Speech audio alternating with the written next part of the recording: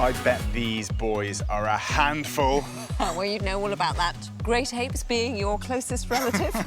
Known for their supreme intelligence, I'll have you know. Well, and also, I have to say, you and Keisho do share a hairstyle. Good taste, is all I say. Well, we'll be finding out more about these wonderful gorillas a little bit later on in the programme, but we've got lots more coming up too. Life-saving surgery for a wounded rare antelope. So you would actually get that sort of infection situation happening, which in the wild leads to death. Bad boy Eby's in detention for terrorising fellow residents. Eby's up in the house now because he was being a bit of a naughty boy. With the baby foals that are in there, he could kill them. And is Yana about to give birth to the tiger cubs the park's waited almost 20 years for? Please come on. If we get it, it'd be incredible.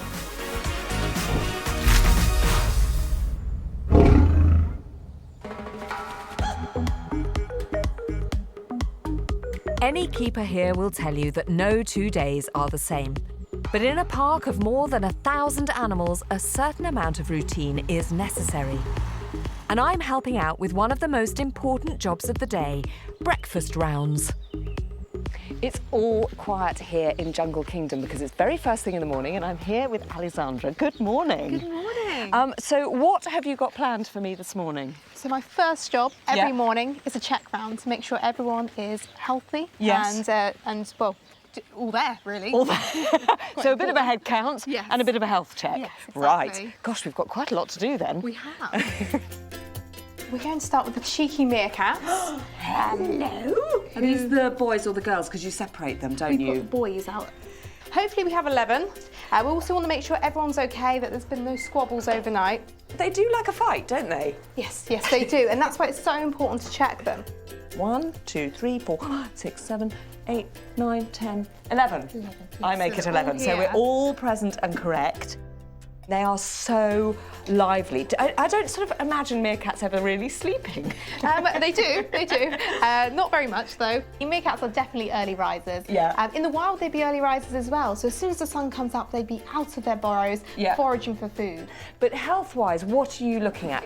Recently, we've had a few sort of changes in our hierarchy structure. Right. And unfortunately, the victim has been Fox, who's sat on your lap. This one here? Oh Yes. dear, what's been happening to you? He's lost a few pegs. He's gone down a bit of a ranking, but Right. he is fine. Yeah. But he is getting told off a lot. When you say told off, will they actually attack each other? Because I know they have got fearsome teeth and very sharp claws. It can start off as verbal, but Yeah. if he doesn't submit, it can get quite physical. Meerkats are capable of killing each other. Wow. So it is really important. We do monitor those changes. Yeah. I know we shouldn't sort of identify with them too much, but we all do. Do you feel you're a kind of meerkat kind of person? You're quite perky, lively in the morning? Yes, I think they're the perfect example of me in the morning. A bit of sunbathing, and ready for the day. I'm ready for the day. From the up and atom meerkats, we move to a more laid-back bunch. Aardvarks, Benny, Nacho and Frankie. Hello, sleepy heads. What a contrast to the meerkats. Hello. Now, this does seem a little bit mean because they're nocturnal creatures, aren't they? So they would have been busy all night. They've been up all night partying. Like badly behaved teenagers. Exactly. And So now do they're you feel sleeping. like you're waking them up for the sort of, you know, come on, you've got to go to school, and they're like, well, I can't be bothered. That's exactly it. It is really important for us to wake them. They've been out all night digging, making sure they haven't hurt their feet or split their claws. And it's extraordinary that they really don't wake up when we're in here. They don't. Completely oblivious to everything. Yeah, So it's going to be a challenge getting them up. How do we do it? With muscle. Really? Muscle. Start to lift him a bit. Benny. God, how much do they weigh? Benny's currently 44 kilos. Is he? And Yes, he's the smallest. beginning to feel like it. Crikey, come on, Poppet. Come on, Let then. me get. Good Let's have a look how boy. handsome you are. So we just do a general look over. He looks really good. Yeah. Can't see any cuts or scratches to him. No. He's walking around on all 4 feet, which is exactly what we want to see. That's what we want to see. Oh, hello, Benny. Are you excited to see me? He loves you, even though you've woken him up. And those claws, I mean, what are they digging for? Digging to make burrows. They eat termites and they eat ants and lots of Okay. bugs. Around 50,000 a night. Oh my goodness. Well, no wonder they're exhausted in the morning. I'm sorry. Does this happen every morning? Once Alessandra can free herself from Benny's clutches, it's off to wake up one of my favourites, the anteaters. So baby's wide awake, ready for the day. Maroni is looking very sleepy. Now, of course, baby tends to spend the day riding on mum's back. Does she sleep on mum's back as well? No, so she'll curled up with mum and mum will cover her with her tail. Oh, how sweet. Did you notice that, particularly when the baby was younger, that she did seem a bit more exhausted in the morning? Was she the kind of classic knackered mum? Exactly. I mean, anteaters can sleep up to 14 hours a day. Right. So baby wants to play at the moment, but I think mum is still a tiny bit sleepy. She's telling her to get off. Clear off. It's classic, isn't it? Again, I mean, It's a bit like your children racing this room. Come on, 6 o'clock in the morning. Let's go. Mum's going, oh, do you know what? Just give me 5 more minutes. Why aren't we going in like we've been in with the aardvark and the meerkats? Anteaters are incredibly dangerous animals.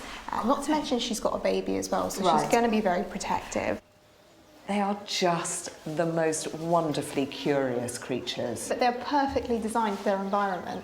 They may have no teeth, they may only have a mouth that's 2 centimetres wide, but they can fight off a jaguar and they can eat 30,000 insects in a day. And their tongue can flick up to 150 times a minute. So it literally, they stick it out and all the insects get stuck to it and they bring it back in, Hoover it back in and it's gone.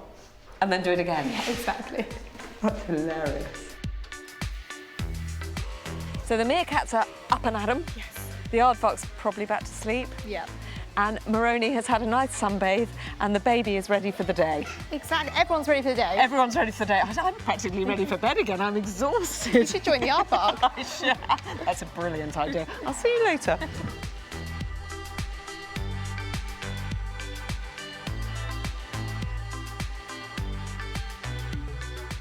There is nothing like the arrival of newborns.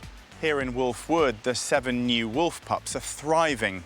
But even more excitingly, over in the Tiger House, there is huge excitement at the imminent arrival of Yana's new cubs. After weeks of is she, isn't she, keepers are now certain that baby Amur tigers are on the way for Yana and male tiger Red. One of the most endangered species in the park, this pair are also one of the most popular. But they weren't brought here to make the big cat enclosure more photogenic. Oh no. They've been brought here to breed, and they're integral to the breeding programme worldwide. With only around 500 Amurs in the wild, a litter of cubs here would be a dream come true for Amy and the team, including long-serving senior warden Ian. I've seen everything born here, you know, from blooming chimps to meerkats to giraffes, zebras, everything. But, you know, it's been nearly 20 years since we've had a baby tiger come born. Recently, the tigers have been seen mating like there's no tomorrow. Now, Yana's nipples have become more prominent. Oh, yeah. Oh, yeah, there. And she's getting shirty with Red. Both sure signs of pregnancy. No one knows for certain when the babies will arrive, but it's such a rare event that Amy's not taking any chances. We've brought up the cheetah nesting box that we had last year, and then hopefully she'll use that, she'll get used to it. Amur pregnancies last about 3 months, but with uncertainty over Yana's due date, Amy, Caleb and head of safari John want to get the birth box in ASAP. She could be due at the end of this week. She could be due next month. We just don't know, and there's such a big sort of gap. They could be early, they could be late. In cats, you just do not know.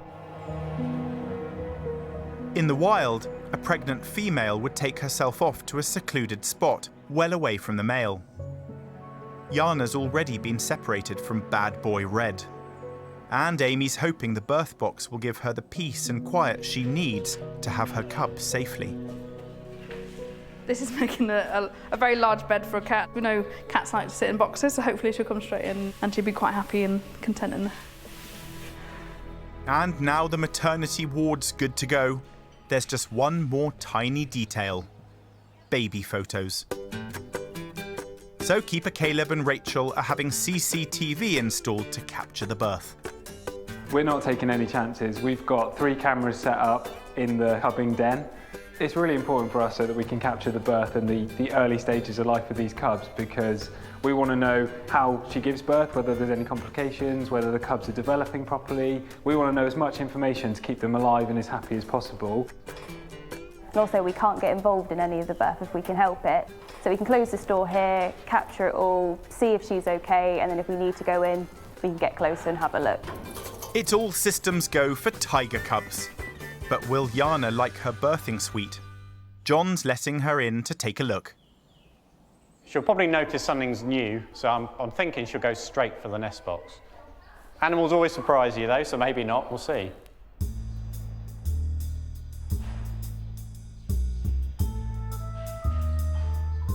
You can see she's sniffing. I think that's a fairly good reaction so far. She got her front legs into the nest box. It's going to be the most comfortable area in the pen, so that hopefully when the time comes for her to give birth, she will actually choose to do it there. The team's work gets the seal of approval from Yana. Good girl. But now all they can do is wait and hope for the first tiger cubs in almost 20 years.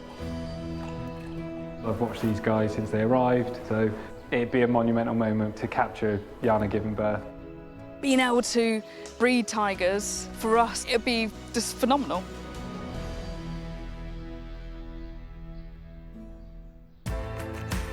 Whether it's ice lollies for the rhinos or flying fish for the sea lions. Ow! The park's list of animal treats is never short on surprises. But what could a Cape porcupine from South Africa possibly do with a coconut? Jean's meeting keeper Josh to find out. Josh, I brought you your coconuts for the porcupines. Oh, brilliant, thank you. Why on earth do they want these? Well, you use them to try and gnaw their teeth down a little bit. So it's about dental work. Yeah, trying to use their teeth as much as possible. What would happen if they didn't gnaw their teeth down? They're a rodent species, so their teeth are continuously growing, and if they're overgrown, then they can't feed properly. So if you have any material that they can chew on, it's keeping those teeth wear down the amount that they would be normally. So it's really important for their survival that they keep, good teeth, because if they can't eat, they would die. Yeah, they wouldn't be able to survive in the wild. Right, here they are. Hello, Brussels and Sprout. Well, they're having a really good sniff around, so that's good. Yeah, just see what it is first. Your coconuts over there. Really good sense of smell, these guys, haven't they? Yes, yeah, really good sense of smell. So they're just smelling around to see what it is. And you can see their whiskers are moving around as well. They're just sensing where it is.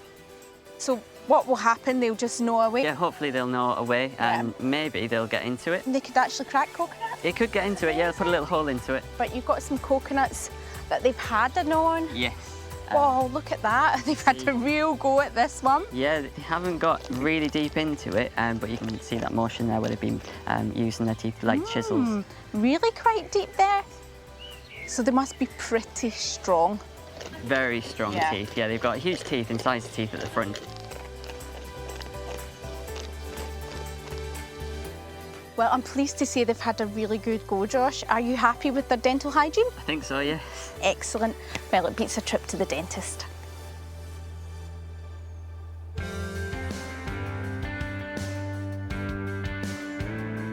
The gorilla house has seen some massive changes in recent times.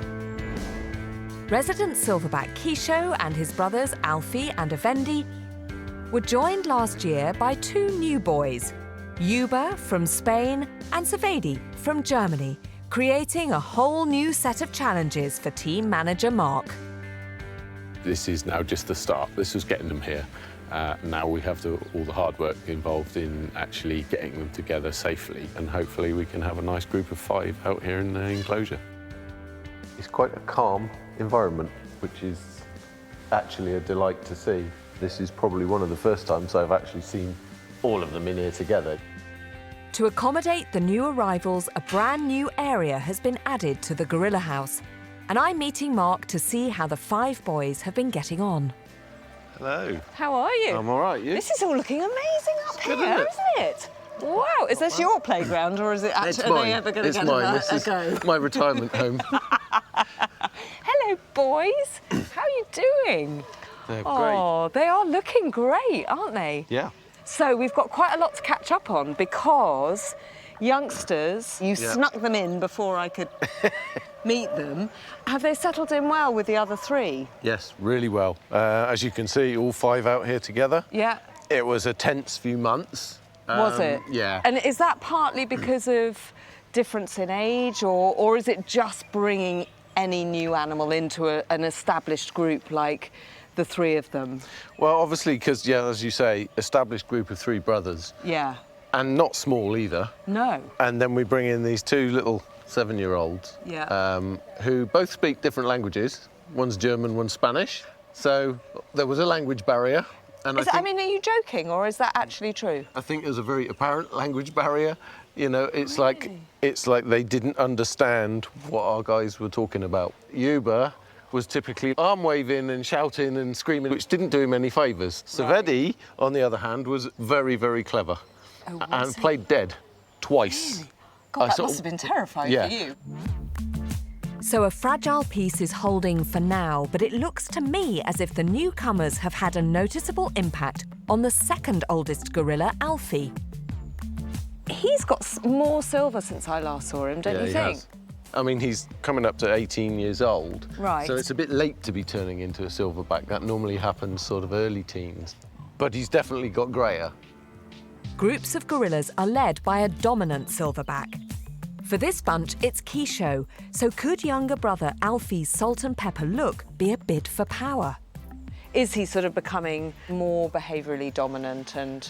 No, not so much behaviourally, he's just very smart. He's very clever, and he knows when to step in and when not to, and he's been very, very good with the two young boys. And I think the 2 young boys, when they first went with him, knew that as well. And, I mean, do gorillas, because you see it with chimpanzees, that, you know, you get these kind of alliances and things, sometimes to depose a leader. Could that be his sort of game plan, is thinking, well, I'll get these young 2 on my side, and maybe one day... Very possibly. It's a complete unknown with the Bachelor group. The dynamic keeps changing almost on a weekly basis, and it's not settled anywhere yet. Another factor that may be complicating group relations is that head honcho Keisho has Klinefelter's syndrome. It's a rare genetic disorder that's left him with an extra female chromosome. And our Keisho's the only gorilla in the world known to have it. And the Klinefelters, have you been able to find out any more about it? Not really, no. We know it's similar to sort of Asperger's. Yeah. And you see some traits of that in him. Yeah. But it would be nice to know more tips, hints, things we should expect to see, particularly as he gets older, whether there are changes in them. It's just nice for us to know that. Later, we'll be introducing Mark to someone who, through personal experience of the human form of Klinefelter's, can tell him what to expect in the years ahead. Although I have to say, Keisho, you're looking pretty happy today in the sunshine. Shall I give you one of these? Yes, please. There you are.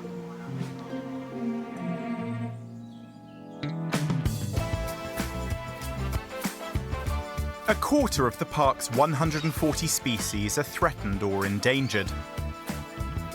But Rene, the scimitar-horned Oryx, is a particularly special resident.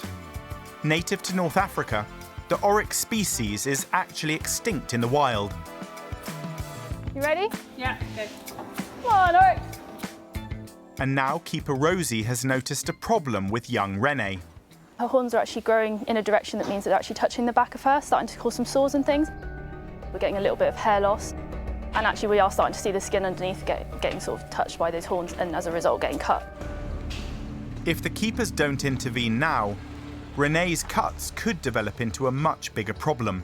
Obviously going into summer as well with all the flies, where they might actually start to be able to burrow into her skin, so you would actually get that sort of infection situation happening, which in the wild leads to death. Vet Duncan has arrived to shave Rene's horns back. But first, head of Hoofstock Ryan has to sedate her using a dart gun. But she senses something's up and decides to turn on the charm. Come say hi. Hi. When she realises being friendly is not working, Rene tries fighting back, pulling down her hay feeder and narrowly avoiding injury. But when the anaesthetic dart hits its mark, rebellious Renee is calm enough to have her horns clipped within minutes.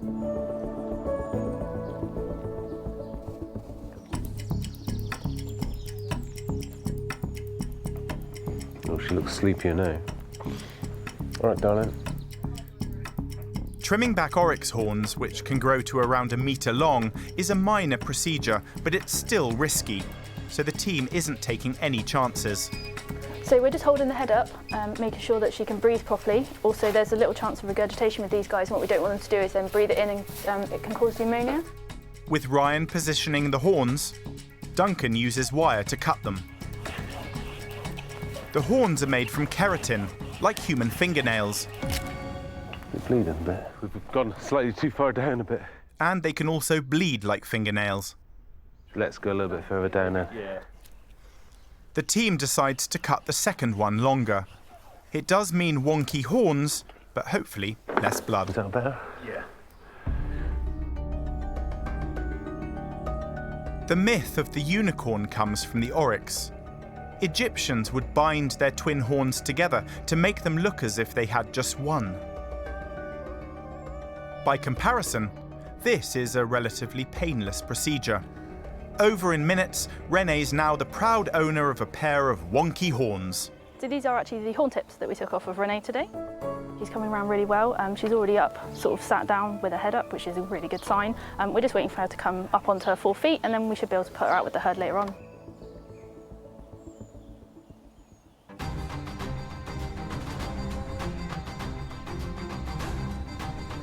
Over in the big cat enclosure, Jana's getting used to her new luxury maternity suite. Hello, Jana. You all right? Everyone's on high alert for signs that her babies are about to arrive. I'm just coming to check on you. Are you hungry? Good girl. And now she's unexpectedly gone inside to her brand new birth box. Could today be Tiger Cub Day? Keepers Caleb and Rachel have gone to check out the CCTV. Looks like she's grooming herself. But she doesn't look in a normal position, does she? And she's got a massive belly. This isn't Jana's first visit to the birth box, but she does seem to be very unsettled. She looks very uncomfortable. Yeah, There's something happening. Could it be the big moment everyone's been waiting for? She's definitely worried about what's going on outside. And she's normally a lot more relaxed than that in the house, so I think there's something going on. I think she's in a little bit of pain as well, because she keeps looking up. And as the minutes tick by, her unusual behaviour can only mean one thing. She's definitely having contractions. 100%. Jana's in labour. All right, Jan. Definitely got babies in there, haven't you? Here comes another contraction. She's going to give birth any second, I reckon. Finally. This is incredible. After almost 20 years of waiting. You can see her give birth. Oh my God. The park has a brand new tiger cub. It's moving. Head movement. Yeah. Legs twitching. Well done, Jana. Good girl, Jana.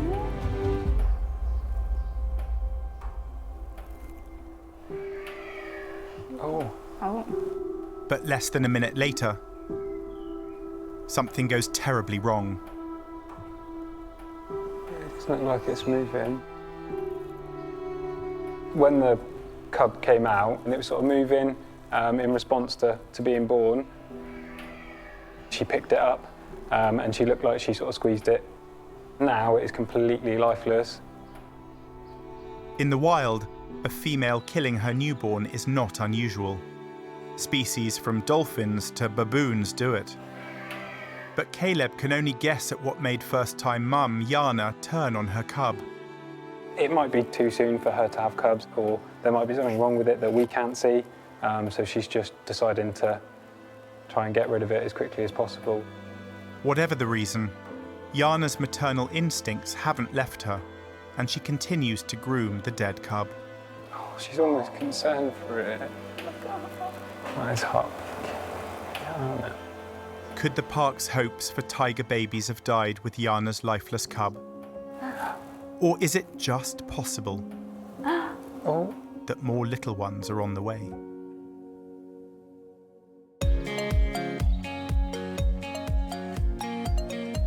Last year, we met boy zebra Ebi. Very handsome stallion, I must say. He's a cracker, isn't he? He's looking like the zebra that got the cream.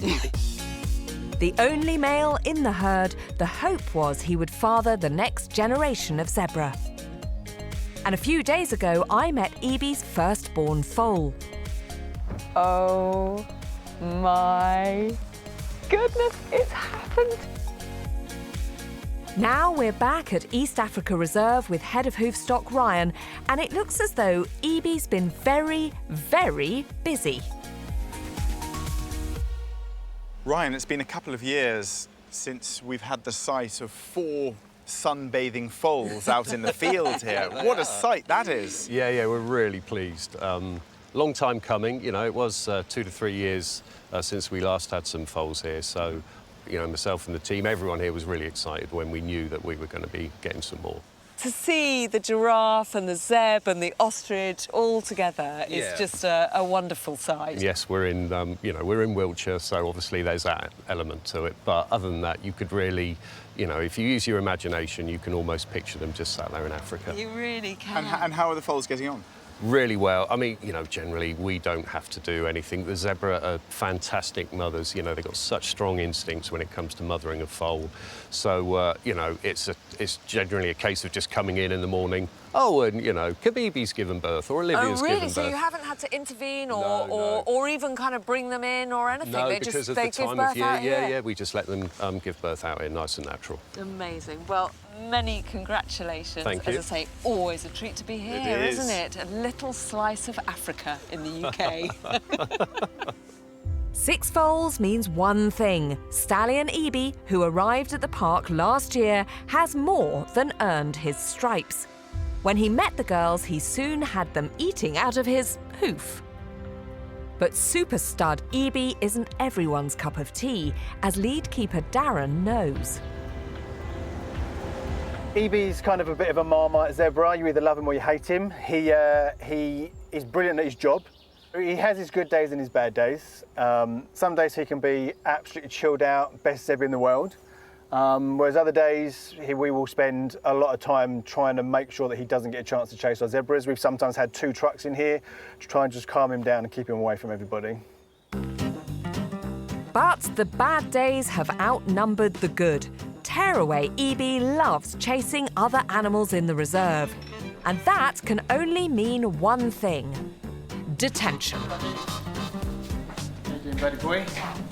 Ebi's up in the house now because he was being a bit of a naughty boy in the park.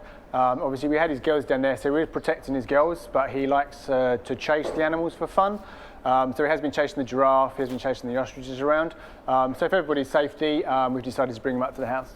If we were to leave him down there with everybody else, there's a potential that he will continue to protect his girls, and that could obviously elevate with the other animals, a lot more chasing, and he could be a lot more aggressive. With the baby foals that are in there, there is a chance that he could kill them.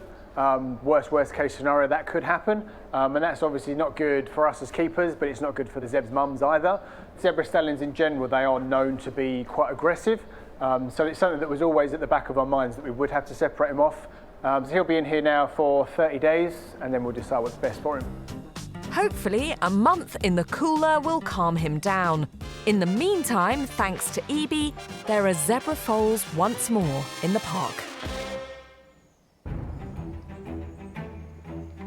Silverback Keisho has never behaved in quite the same way as other gorillas because he has the chromosomal disorder Klinefelter syndrome. If we head up there, Mark's waiting for you. Alison Bridges is an expert in the human form of Klinefelter's, known as XXY syndrome.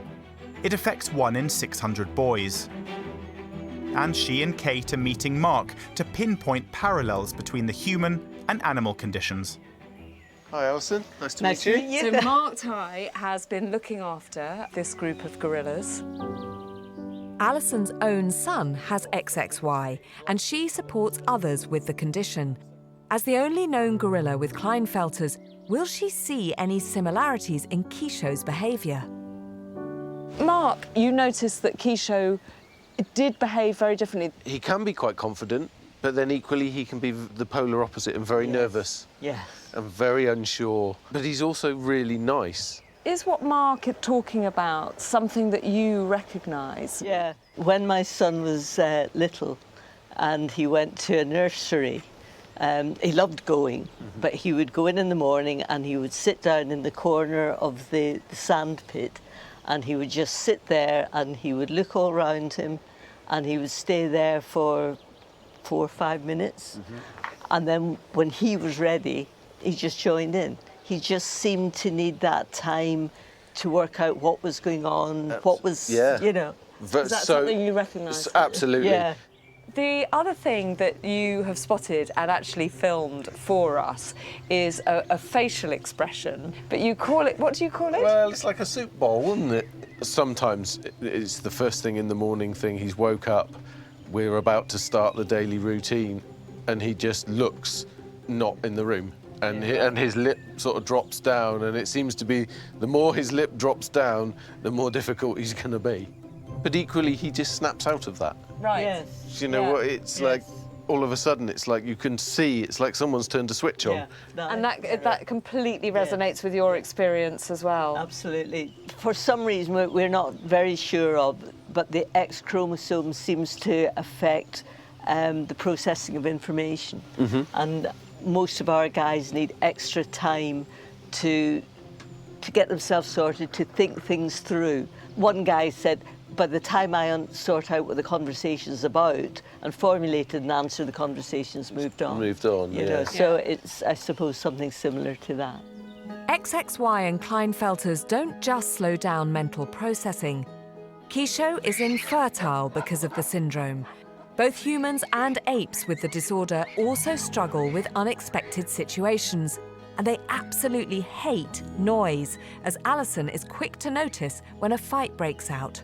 When he went off and when the young one was making that racket, I could, could understand that completely, because a lot of them find noise, loud noises, really difficult and upsetting. Yeah, I mean, you say he hates it when the alarm goes off or anything like that. Yeah, so we do a fire alarm test every Friday, and he doesn't like that at all. I can imagine, yes. Or some mobile phone ringtones, he doesn't like that either. Right, he's got a good musical ear, in other words. Yes, that's quite common. A sensory overload. You must feel quite heartened by what Alison has said today. Well, yeah, it's great. I mean, you know, we've learned really that the things we see are actually quite normal, and that we're not miles off in the way that we perhaps deal with him and the way we think he is. It's very, very similar, and that's quite nice to know. He looks comfortable. He looks happy. You know, I think you're doing a grand job. Yeah. It's been 3 weeks since Oryx Renee's procedure. Jean's meeting head of Hoofstock Ryan to see how she's settling back into the herd with her off-kilter horns. How's she getting on? She's doing really well. You can see that patch where that horn was touching and rubbing away. It's really starting to grow back. In fact, you can hardly notice it now. So we're really pleased with her. Good. I mean, you can see that one horn is shorter than the other. How does that affect her? We don't expect that to be an issue for her. They will eventually grow back, so it might be something that every few years we have to think about repeating that procedure. Well, I know that they look quite keen to get out there, so let's let them out and we can have a chat in the car. Cool. Yeah. Looking at them from here, I can understand where that whole legend of the unicorn started. Yeah, definitely. From a distance, with some of them, their horns are so close that you kind of think it's one thing, but with that colouring as well, I mean, it's clear to see. I mean, those horns can obviously be really dangerous. Who are their predators? Well, you know, obviously, apart from man, the biggest predator of all, cheetah, leopard even. So, yeah, they've got quite a tough existence. They're in a harsh environment. How rare are the oryx? Basically, they're extinct in the wild. Would any of this collection be able to go back into the wild? Yeah, I'd love to send some of our guys back out there, but whatever animal it is we're looking after, we're sort of playing God. if we don't do our job right, if we don't get their feed right, if we don't, clean their water out properly, give them a decent bed, they have nobody else to turn to. So, it's kind of our choice to have them here in a captive environment, but we have to make sure that we do absolutely everything that we can. Well, I'm so relieved it all went well, and I'm so happy to see her back out there. She still looks gorgeous.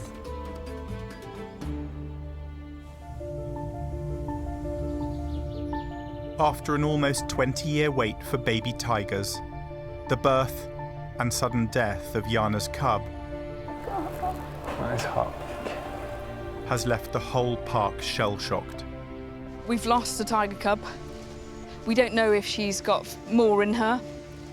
If she does have any more, are we going to have the same fate? Are we going to lose more cubs? We don't know. It's a crushing blow for Amy and the others, especially coming at the end of a heartbreaking few months in the big cat enclosure. We had a really tough start to the year, learning about Sundari's illness, losing Showery, but this is what we've been building to. No, I can't do it. As the team struggled to stay positive, back in the tiger house, Caleb and Rachel are watching Jana's every move. So tense. Minutes after giving birth to her first cub, Jana's still not her normal self. It's like her muscles are contracting just above the hips there. Is tiger cub number 2 on the way?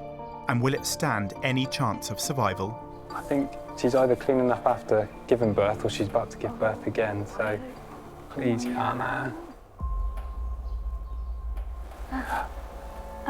Oh, she's giving birth again. A second baby tiger. But could it meet the same fate as its older sibling? Let's hope it's all right. I'm nervous, obviously, after the first one, so... this second one seems to be moving every time it's groomed and giving off the fact that it needs something from mum, so she's grooming it. But heartbreakingly, she's still got an eye out on the other one, so... Well done. Good girl, Jana. It's very exciting. She's doing all the right things. She's grooming it. She's making sure it's okay, and she's being very gentle as well. And it looks like it's doing okay. Cub 2 is fighting fit, but new mum Jana's still unsettled. Is she going to give birth again? I don't know. Maybe she's just trying to clean up. Too stressful at the minute. Oh, she's given birth. Goodness. She has given birth. That's a bird one. Yeah, there's just a face appeared. Oh, it's moving. Oh, it's sort of cuddling straight away. Jana's a proud mum to 2 bouncing cubs, and her protective maternal instincts have kicked in. And that means getting rid of the little one who didn't make it. We presume that she's eaten it, which is perfectly natural behaviour. It's part of the clearing up process, because obviously she doesn't want anything else to find the ones that she's currently got. And also she needs to clean up the area where the others are, making sure there's nothing that could bring disease or flies or anything into that area as well. Behaving as she would in the wild is exactly what the keepers want new mum Jana to do. And after all the hard work, after all the worry, no one here can quite believe the park is now home to 2 beautiful, beautiful Amur tiger cubs. The fact that she has just given birth is overwhelming. I couldn't be any happier right now. Something that we've been working towards since I've been at Longleat. It's the best thing that's ever happened. I've been here for 44 years, but it still gets emotional. 2 baby tiger cubs. You know, what more could you ask for? It's been a tough year, but it's ended well. Yeah, definitely. In all the years we've been coming here, this one has been hands down the most eventful. For old friends. She's always been one of my favourites. And new. This is special. Life has hung in the balance. Good girl, be brave. Love's conquered all. That's adorable. This is certainly the love story of the park. and fallen flat on its face. Bourbon's a girl. They're both girls. As we've revelled in the madness.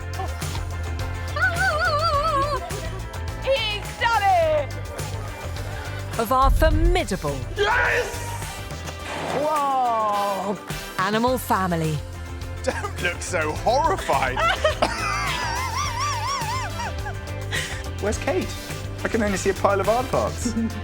But we've saved the very best till last. Amy and Ian are about to introduce us to the two very special new arrivals. My goodness, Amy, you were right. Congratulations. How amazing. Right. Congratulations. Have you seen them? Only today, first day today. Really? Just How over a old week. are they? When were they born? They're a week old. Oh my goodness. I want to hoop with joy. Look at you. You're proud mum. Can we see So, as long as Yana's happy, Yeah. we'll go Okay. in and we'll see what she's like. So far, she's been absolutely amazing. Incredible, Mum. Okay. But we'll see what she's like, and then if we need to, we'll come back out. But Yeah. So just go in really quietly. Yeah. Oh my God. Don't scare them with your tears. Okay. Come on, let's go. Let's go.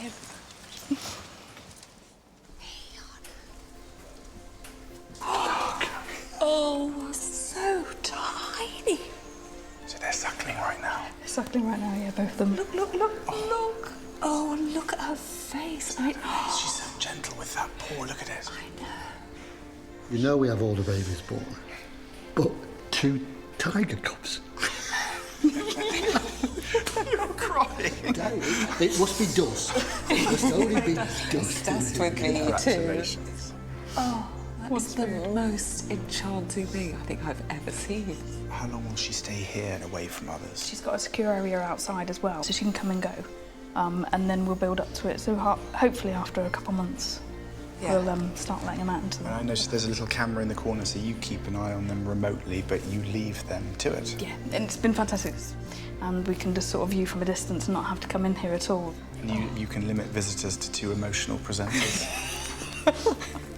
And, I mean, what an amazing thing. 20 years, no new tigers here in the park until today. What a testament to the incredible work you guys have done. Yeah, and these, Amur tigers, so rare. Absolutely amazing. Absolutely incredible. I can't believe I'm standing here.